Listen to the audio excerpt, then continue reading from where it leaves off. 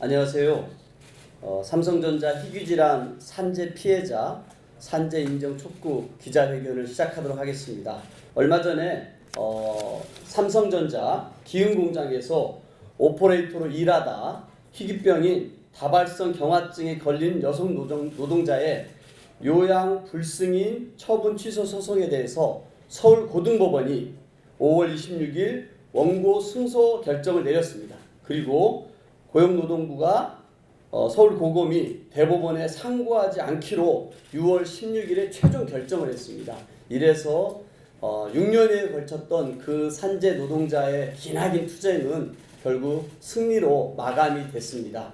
언제까지 우리 삼성에서 일하다가 청춘을 바쳤지만 온몸이 병들고 그리고 자신의 몸 하나 가눌 수 없게 된 노동자들이 본인의 산재를 입증하기 위해서 이렇게 힘든 투쟁을 해야 되는지 너무나 안타깝습니다.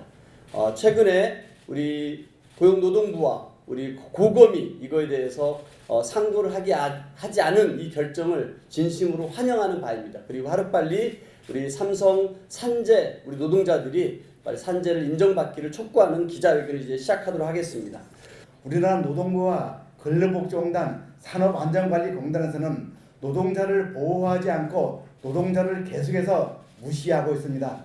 그러면서 어떤 일이 생기면은 적극적으로 삼성 편만 들어주고 있습니다. 삼성에서 영업 비밀이라고 하면은 노동부, 근로복지공단, 산업공단이 나서서 먼저 삼성을 보호하느냐고 거기서 일하다가 병들고 죽어간 노동자들은 계속해서 버림을 받을 수밖에 없었습니다. 근로복지공단에서 항소 포기한 것을 진심으로 환영합니다. 그럼에도 불구하고 조금 전에 이 김희선 씨는 이 산업재해 법원에서 산업재해 인정을 받았는데 우리나라 근로복지공단에서 항소를 하는 바람에 1심 승소가 무효가 되고 말았습니다. 근로복지공단에서는 지금이라도 이 김희선 씨를 보호하고 삼성에서 일하다가 병들고 죽어간 사람들을 보호하기 위해서 적극적으로 나서야 합니다. 김희선 씨 항소한 것을 즉각 취소를 해서 김희선 씨가 치료받고는데 어려움이 없도록 적극적으로 도와야 된다고 생각하고 있습니다.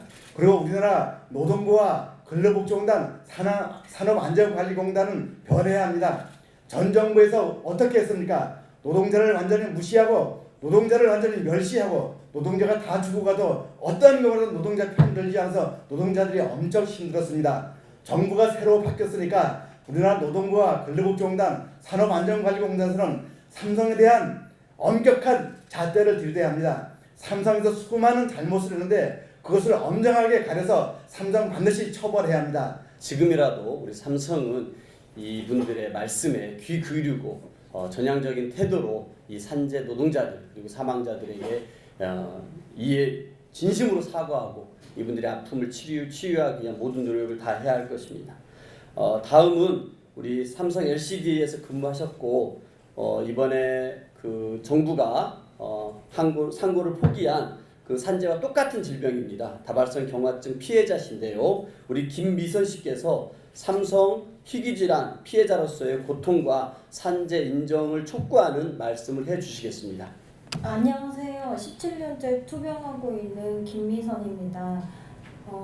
저는 1심에서 산재 인정을 받았지만 2심 근로복지공단이 항소를 해서 지금 2심을 기다리고 있습니다. 저는 지금 치료비도 부족하고 생활비도 부족해서 동생한테 얹어 살고 있어요. 그래서 산재 인정으로 최소한 치료비와 생활비 걱정 없이 살고 싶습니다.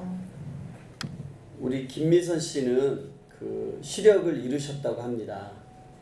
그래서 이렇게 보시겠지만 이렇게 지팡이를 가지고 다니십니다. 1심에서 우리 김미선 씨를 승소하신 분입니다.